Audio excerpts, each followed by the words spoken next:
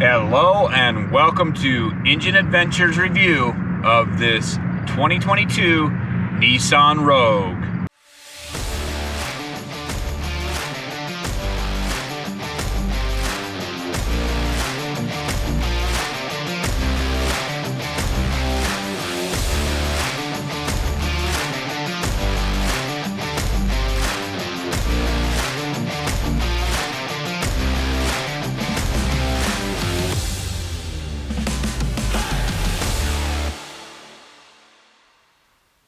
All right, this thing is pretty awesome.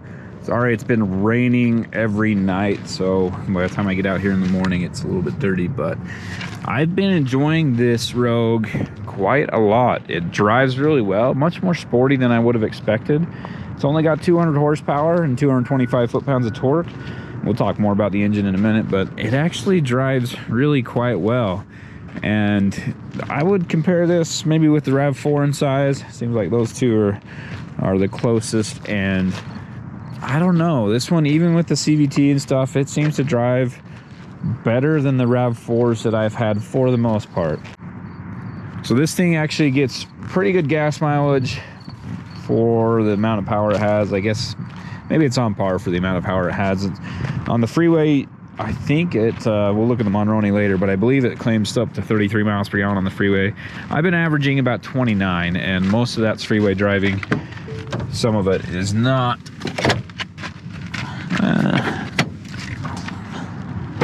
And it's powered by this unique engine here. So you can see that variable compression turbo. It's a 1.5 liter 4-cylinder turbocharged with variable compression. And we first saw this engine design on one of the Infiniti QX55, I want to say. Maybe it was a QX50 or a QX60. So I'm pretty sure it was the 55 or the 50. Anyway, it's actually quite responsive.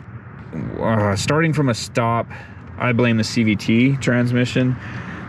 But starting from a stop, it seems like it's a little delayed. But other than that, it's really quite responsive. If you're driving on the freeway and whatever, you give it a little bit of gas, it goes. You know, you can accelerate to pass someone really easily. I quite like the tuning and everything on it. It does do really well. And the variable compression, obviously, as you add boost, you need a little bit lower compression ratio. And when you're trying to get the most fuel efficient engine you can, you have a higher compression ratio. So the variable compression will adjust through those ranges, and you know, you're getting, when you're trying to get full power, you put the pedal down, it lowers the compression ratio, adds a ton of turbo to it, obviously turbocharged engine, so you get decent amount of boost from it, and then you get a lot of power that way. And when you're just cruising along trying to get high efficiency, it has a higher compression ratio, and you're not getting as much turbo input there, and it makes it really very efficient. And so far, I haven't really heard of too many problems with these engines. If you have, be sure to comment down below and let me know. But personally, I haven't heard too many issues with these, which is quite a feat for something so unique. This is quite a complex system, and maybe it's not all that complex. I've watched a few videos on how the variable compression works, and it does add some parts, and it adds some moving parts and all that too. So it definitely has more things than your standard engine does, but it really is a good design, an ingenious design, and so far, as far as I know, it's been pretty good. Let's walk around it real quick. LED headlights, and it does have fog lights down here. As far as I know, they're driving lights, not fog lights, so you can't turn them on without the headlights on. You have to have the normal headlights on, and then this are just daytime running lights and your turn signals and stuff like that up there. Nice wheels. I like the two-tone wheels with, you know, kind of a black painted or whatever surface there that's machined off, so you get the machined look, and you can actually see, at least I can see the machining lines in there. I don't know if the camera's going to pick that up. 19-inch wheels, gives you smaller sidewalls, but it's a decent sized wheel. And I didn't look at the brake here. plenty of room on the brakes, so you could go with a smaller wheel if you were going to do more off-road oriented stuff. Which, of course, this thing's not an off-roader. Be sure to check out the off-road review. But they are 235/55 R19 tires. And this one, I'm not sure if this is standard on all the Rogues. I'll have to come back to that. But anyway, this one does have the surround view camera system, and it's a pretty good, clear system. It's not bad at all. You have the cameras here on the mirrors, and all the way around, of course, in the front and the rear. Not sure what else to talk about. Two-tone paint. You get the black roof, white body, and I like the looks of it overall. I've had a 2022 Rogue before, and the big update for this one, obviously, that 1.5 liter variable compression engine. Inside, it's really quite comfortable, and I like this leather. It's a pretty soft leather up here, very soft surfaces all around. I'm not sure this is a real leather or not, but the only surface for me that's a little bit hard is this one here. And when I rest my arm on it, it does, my elbow kind of digs into it. But for the most part, like even up here, a lot of times I'll rest my arm up here, and a lot of vehicles my elbow starts to hurt. But this is a little bit softer than in most vehicles. I do like the soft touch around, and you can see right there, head-up display. And sorry, I'm getting alerts on there. Nice clear screen. Go back to the menu, but I like this screen quite a lot. It's very clear, easy to see, and if we pull up the cameras, I do like that there's a physical button for the camera too. All the cameras all the way around are actually quite clear. So this is the front-facing camera, obviously the surround view, and they're all very clear. It's very easy to see with these cameras, and like all the other ones, you don't have great depth perception, but if you know you're pulling up to a curb, you can see the curb pretty well defined in there. You just don't know how tall the curb is from the camera view. So really quite a good system overall. The screen's clear, easy to see, and I actually have a Toyota Corolla Cross at the same time, and it's clear. This one feels much more up class. I know the Corolla Cross is smaller than this, but this one feels a little bit more up class from the Corolla Cross, and the leather, everything inside is just a little bit nicer all around. But for me, Toyota's cameras are just not that good. In the new Tundra, they are. There's a few vehicles, you know, the Lexus vehicles and stuff on the very, like the ES and stuff, that have pretty good camera systems, but overall, from the Toyota and Lexus offerings, they're just not that clear. They're high definition screens with a low definition camera, and I think that almost makes it worse because the screens are so clear now on them that it really shows the low quality camera. Anyway, I'm not talking about the Toyotas right now. I'm talking about this Nissan. It does have heated seats, no cooled seats in this platinum trim as standard. Sure, that's an option that's available. Transmission here, it's just a return to center, and you can't shift it. See how it's just staying in park unless you push this button on the side, and then you can shift to reverse or drive. And then to get back to neutral, you just move it a little bit. If you move it all the way, well, you can go to drive from there. If you move it all the way, it doesn't do anything. You push the button, and then you can go up into reverse. And same thing, you can go to neutral by moving just a little bit, or all the way down to drive. And then push the button there on top for park. Parking brake, auto hold. I assume, well, most people know what auto hold is by now, but if you pull up to a stoplight and you have this on, you just push the brake a little bit harder, and then it holds the brake for you.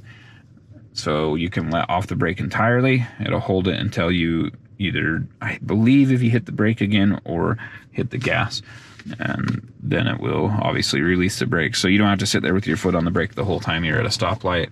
And a lot of people like that for stop and go driving and stuff. if you're in traffic a lot and whatever, it's nice to have. Steering wheel controls are also pretty good. You can hold so if you push this button and let it go quickly, it switches through your presets, and then if you hold it down, you can switch through it one station at a time. So you can do whatever you want there. And then volume control up here, you have all these settings you can go through, and it can show you how much power is going to the front, how much power is going to the rear, and fuel mileage. Let's see, 24.6, and that's with some idling and all that stuff. I've been averaging closer to 28, and yeah, anyway. Once I start filming and all that stuff, my fuel mileage goes down. Anyway, a bunch of decent settings there, and you can, on each one of these, you can scroll through it. Shows you up to 30 PSI, negative stuff here, your variable compression ratio, which is cool too. It shows you if you're in the power range or in the economy range. And, sorry, I believe that's a German short hair up there hanging out.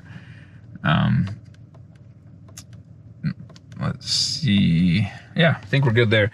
Wireless charging here, USB ports there, 12 volt power here. Underneath on this side, you have both sides, that's a pass-through storage cubby there. And in here, you can change the color of the footwell. It's kind of weird to me. It's weird where it is, and I don't know. I guess a lot of people do like having different colors, and I don't know if the camera will pick that up, but it's just like a blue right now. And drive mode selector here with the 5 different drive modes. I'm in normal, there's eco, sport, snow, and then I believe off-road. Yeah, so they call that one off-road mode, snow mode, auto. Oh, this is auto mode, not normal mode, and then eco and sport modes. And that'll adjust a lot of things, transmission, steering, and the all-wheel drive system. So if you're in sport mode, it's going to be more aggressive towards the rear. If you're in off-road mode, it's going to be kind of an all-wheel drive or equal split front to rear, and same with the snow mode. With the sport mode, it's still like a 70-30 front to rear, and it will adjust, as you go higher throttle. If you're in the corners and stuff, it sends more to the rear. But the best the system can do is 50% rear, 50% front. All right, here in the second row, you can see I have a ton of leg room, and it's quite comfortable back here. It's got the sunshade, manual, of course, big panoramic sunroof, and I just want to hit the shade for now, but the front half opens as well. So that's what I was wondering. I just removed that button. It fell out. I'll try and put that back up on there in a minute. Anyway, front half opens up, and personally, I used to not like these much, but they have grown on me quite a bit. As far as giving an open air feeling. As a driver, it doesn't matter, but for the rear seat passengers, it is nice having that sunroof to make it feel much more open. Armrest here with cup holders, and split 60-40, so you can fold down half of it. And then it also has child seat anchors, and there are 5 anchor points, so the middle seat kind of shares this one with the side seat here, and I don't know that you could really get 2 on there, so it'd be hard to get 3 car seats in here that are all using the anchors. And it is probably wide enough, depending on what kind of car seats you have. If you have the big wide ones, it might be too tight, but for most people, that's probably wide enough. Nice design, like the pleated design, whatever. I do like these seats quite a bit. They are heated right there, and then you get your own climate control and 2 USBs there. And then in the doors, you do have an additional cup holder. That thing's pretty deep, a little pocket cubby there, so I can hold a water bottle or whatever pretty well. And then your lights up here. So that's about it for the second row. Again, plenty of space. It's a comfortable place to be, and for adults, whatever. You could fit, I mean, 3 adults easily, of course, but comfortably 2 adults. Let's move to the cargo area. Here in the back, there are some interesting features.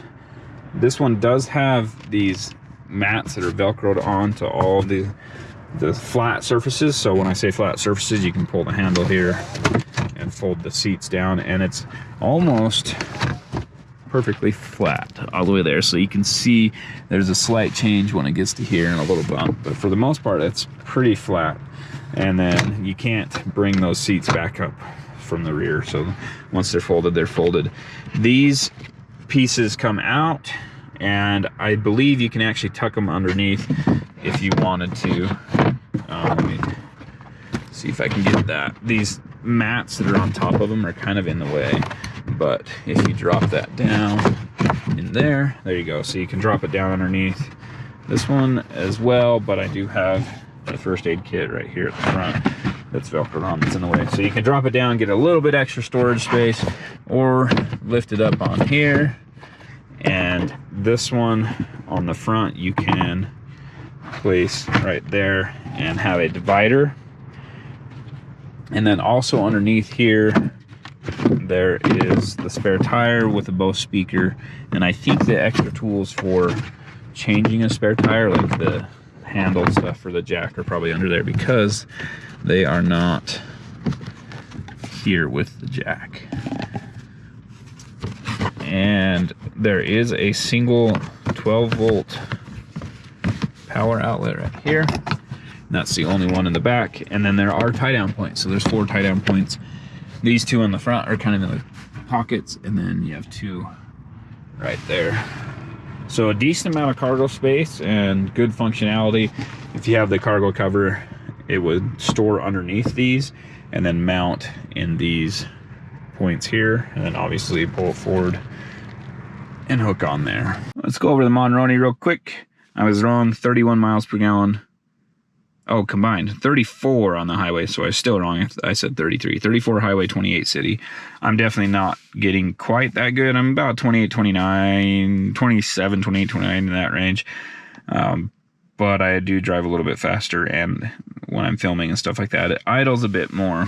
As you can see here, 1.5 liter dual overhead cam, 12 valve turbocharged engine with 201 horsepower, 225 foot-pounds of torque, and the Xtronic CVT.